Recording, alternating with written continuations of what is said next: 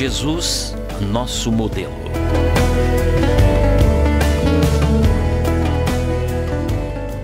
Embora Jesus de Nazaré tenha estado entre nós há 2000 anos, ainda muito a humanidade tem que avançar para alcançar o mínimo de paz e o amor que ele veio testemunhar.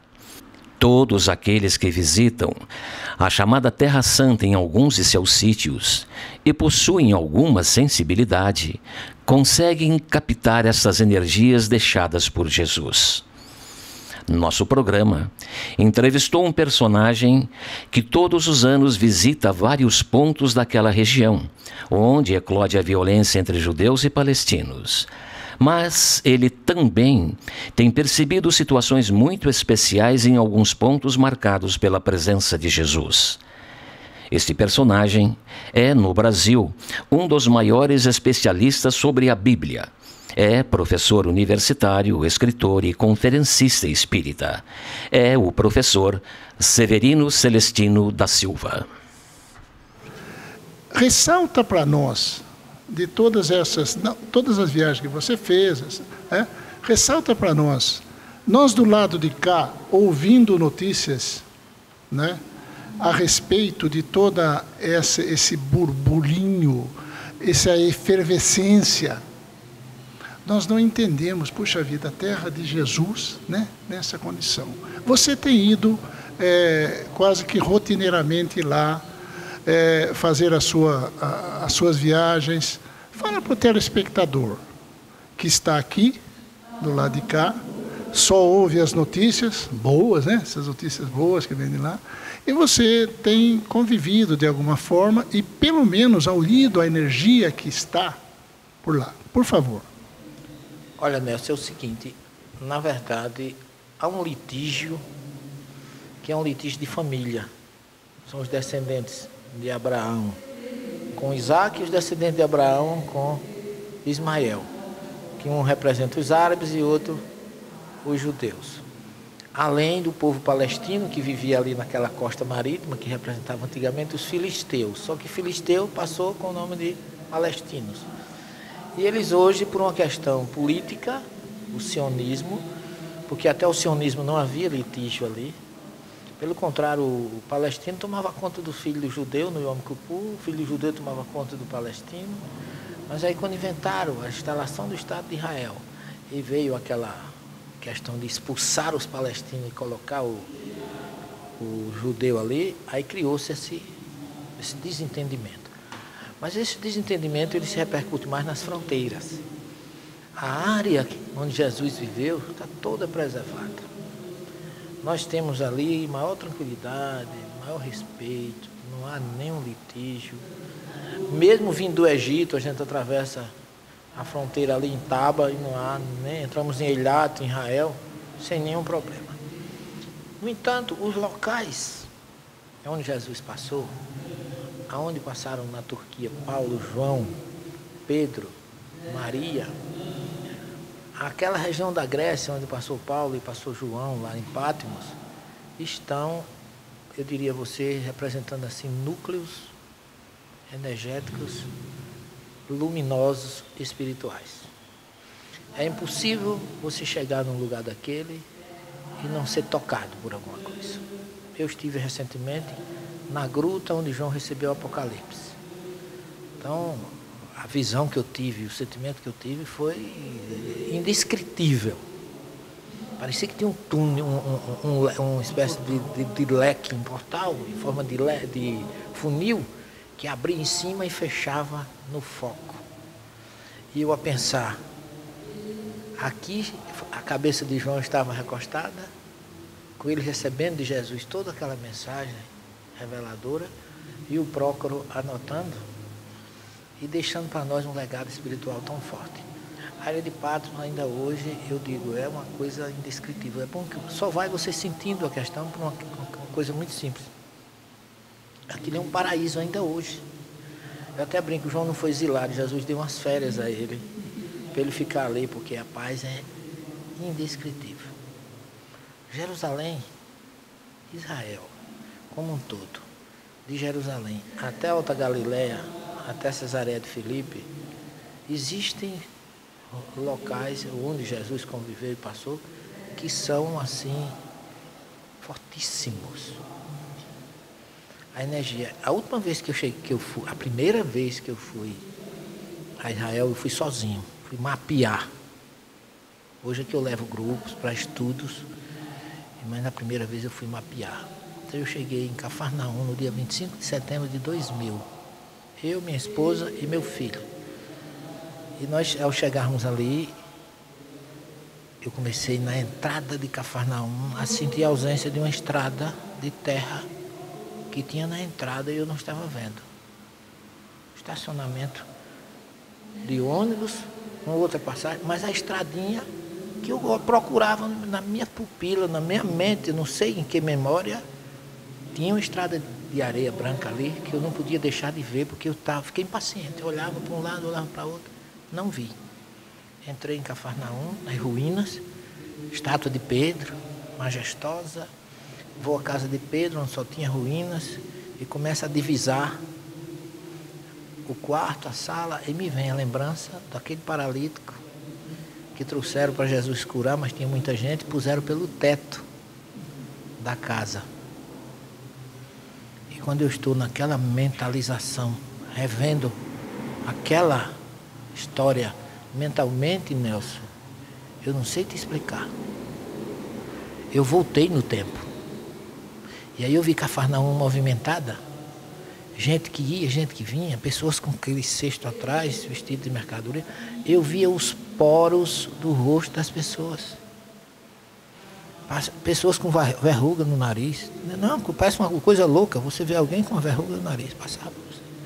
E aquilo me deu um choque, um sentimento indescritível. E aí eu olhei para o lado da saída de Cafarnaum, lá está a estradinha que eu procurei na entrada, que eu estava inconscientemente me preparando para um retorno ao passado. E no meio daquela estrada uma grande quantidade de pessoas, e no meio delas, alguém de costas, eu não posso afirmar, mas creio que era Jesus. As lágrimas corriam nos meus olhos, eu senti o calor da temperatura das lágrimas caindo, eu ainda hoje me emociono quando eu falo nisso, porque eu comecei a sentir o quanto eu perdi em não ter seguido aquele homem. Que eu vivi ali, eu fui galileu, mas eu fui indiferente a Jesus. Eu tenho uma entidade amiga que me acompanha, e quando eu volto, eu só escuto a voz dela dizer assim: nunca é tarde para recomeçar. E o primeiro grupo de 90 pessoas que eu levei a Israel, quando eu cheguei em Cafarnaum, eu fiz o primeiro evangelho no lar, na casa de Pedro, por um grupo de espírita brasileiro, em 2009. Mas quando eu cheguei ali, a impressão que eu tinha é que eu estava trazendo aquele povo de volta para Jesus. Eu dizia assim: Jesus, eles estão aqui. Eu vim trazê-los. E aquilo mexeu muito comigo. Então eu já fui umas 10 vezes a Israel, fui umas 4 ou 5 à Turquia, e eu não vou fazer turismo. Eu passo o dia todo conversando, explicando a importância daqueles locais para aquelas pessoas. Não ganho absolutamente nada, faço um trabalho. Eu digo isso porque pode parecer que eu estou fazendo turismo para angariar questões materiais. Não, eu vou por amor a Jesus. Porque eu costumo dizer assim, eu ainda não provei a Jesus que eu amo. Mas não é proibido eu dizer que eu sou apaixonado por Ele. E faço tudo o que eu puder. Não só para viver a história dele, para reviver em meu coração, mas também levar isso para algumas pessoas que queiram recebê-la. E fico muito feliz quando eu vejo alguém dizer assim: professor, depois dessa viagem o senhor colocou Jesus muito mais perto de mim. Então eu acho que isso aí já paga o meu objetivo de apresentar realmente Jesus como uma pessoa que está nos esperando. Só falta a gente ir ao encontro dele. Professor, já lhe disseram alguma vez que você pode ter sido um dos 500 da Galileia? Olha, Nelson, eu não me preocupo muito com o que eu fui, mas muitas pessoas já me disseram muitas coisas a meu respeito. Inclusive um espírito amigo, muito ligado à doutrina, que está sempre comigo. Ele já me falou alguma coisa a esse respeito, mas eu não... Você sabe que como espírita a gente sabe que a gente hoje tenta ser melhor do que ontem, né? E se hoje eu já não sou lá muita coisa, então eu prefiro não voltar para não me humilhar mais do que eu já me humilho, entendeu? Que legal, que legal. Muito bom, muito bom. Professor, nessa conversa agradável, que com certeza os nossos telespectadores também estão aproveitando exatamente uma pessoa como você, que conviveu e convive tantas vezes naquela região, né? Trazer uma notícia dessa, uma constatação dessa, né? Desses pontos de energia que estão havendo, que ainda existe lá, talvez seja para contrabalançar até a toda a problemática, não? Com certeza. Cada viagem que eu faço tem algo diferente. Há uns 3 anos atrás eu fui a Belém. Quer dizer, numa dessas viagens, quando nós chegamos em Belém, o nosso guia, porque Belém não entra judeu, porque é território é Cisjordânia. Mas o nosso guia lá chama-se Nicolas. Nicolas é um rapaz jovem, mas uma pessoa de uma gentileza assim, um árabe fantástico. E quando nós chegamos na igreja de Belém, ele disse assim: professor, tem uma área aqui que ninguém pode entrar.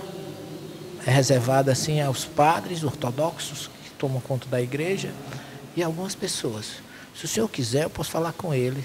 Se lhe interessar, o senhor entrar. Ora, é um negócio desse para oferecer a mim, é mesmo que perguntar se cachorro quer linguiça, né? Aí eu digo, claro que eu quero, Nicolas. Aí ele me chama, fala lá com o padre, e conseguiu que entrasse eu, a Wanda e a Márcia, que são as dirigentes da RW Turismo, a empresa que promove a viagem. Nós entramos. Levei uma máquina fotográfica, ele me permitiu fotografar tudo. Quando eu cheguei lá, tinha uma porção de tumbas. O que me chamou a atenção naquelas tumbas foi a quantidade de ossos e crânios de crianças que tinha ali. E ele olha assim, eu olho no teto uma fotografia, Jesus abraçando inúmeras criancinhas assim, entre os braços de Jesus. E eu olhei assim, e aí um espírito amigo disse assim: aí estão os primeiros mártires que deram a vida por Jesus. E ele me diz: olha aqui, esses ossos foram das crianças mortas por Herodes. E eu, como pesquisador, digo, gente, 2000 anos ainda tem osso de criança, mas aí eu fui observar, o osso ele dura até 10 mil anos. Às vezes você acha osso dentro da terra com milhões e milhões de anos, vocês sabem disso, né? Até bilhões de anos pode. Fiquei quieto, fotografei tudo, eu tenho tudo isso registrado.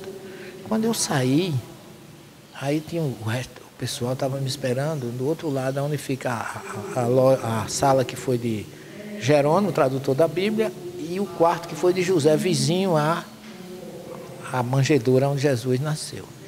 Quando eu chego ali, que eu vou chegando na sala, uma senhora do grupo tem uma crise, um ataque de choro, começa a gritar. E quando eu vejo alguém no grupo, que Belém, Israel tem essas coisas, né? Eu sempre gosto de ir amparar, abraçar, aplicar um passe, dar uma... Aí o irmão disse: não vá. Deixe ela drenar essa tela do passado, porque ela foi mãe de uma das crianças mortas por Herodes. Olhe, eu tomei um choque, porque eu não pensei que a coisa fosse tão forte. Depois de 2000 anos, uma mãe passar ali para resgatar a dor de ter perdido um filho. E depois eu fui conversar com essa senhora. E ela tinha muitos distúrbios ligados à maternidade. Depois disso, porque eu tinha que confirmar isso, não é? E ela tinha dificuldade, ainda hoje tem, ligado ao fato de ser mãe, porque ela ainda não superou nessa encarnação, 2000 anos depois, o fato de ter perdido um filho por ordem de Herodes como mártir para salvar Jesus criança, Jesus menino. Então você vai descobrindo essas coisas espontaneamente, né? Quer dizer, Jesus tem me revelado assim diretamente coisas que eu penso em escrever uma obra exatamente sobre essas revelações, porque eu acho que vale a pena. Estou acabando de lançar uma obra agora das minhas viagens à Turquia. chama-se Comunidades do Caminho, História do Cristianismo Nascente, onde eu narro a comunidade de Jerusalém, a comunidade de Paulo, na Ásia Menor, e a comunidade de João, com as 7 comunidades. Por todos os caminhos, com fotografias muito bem descritas, e as minhas experiências. Inclusive a fortíssima experiência vivida na Casa de Maria, lá em Éfeso, a minha experiência vivida na igreja de Tarso, na cidade que Paulo nasceu. Então, são informações, resgates que eu acho que a gente precisa ter para poder o cristianismo voltar às suas origens, às suas raízes, porque o cristianismo foi muito deturpado com Constantino e companhia. A partir do século IV, o cristianismo deixou de ser aquele cristianismo de Jesus. Ele passou um cristianismo romano, bizâncio, com toda a sua força, divulgou o cristianismo, mas não divulgou a cristalinidade da mensagem de Jesus. E nesta linha, professor, do cristianismo, onde a Igreja Católica ela realmente teve e continua tendo um papel muito grande, como é que você vê, até espiritualmente, né, o papel do Papa Francisco? Olha, eu tenho um respeito muito grande pelo Papa Francisco. Quando o Papa Francisco foi eleito, que ele foi surgindo na janela do Vaticano, eu nem sabia se o Papa vai aparecer, eu fiquei na minha casa. Coincidentemente eu estava em casa, porque quase sempre eu não estou. Quando o Papa foi entrando, que eu olhei, tinha uma luz muito forte envolvendo. E eu senti, depois da renúncia de Bento XVI, que ali estava o homem indicado para dar uma balançada na igreja. E até agora não me surpreendi com nada do que ele fez. Esse homem, ele não é um papa. Ele é um cristão que está realmente lutando pela verdadeira mensagem de Jesus, que a igreja, infelizmente, deturpou, destruiu, e ela mesma está reconhecendo isso hoje. E eu creio que nós, independente de religião, precisamos orar por ele, porque ele está precisando de muita energia para enfrentar as feras ortodoxas que existem por trás do trabalho magnífico, ecumênico, de amor e de união que ele quer trazer para o mundo. Jesus, nosso modelo.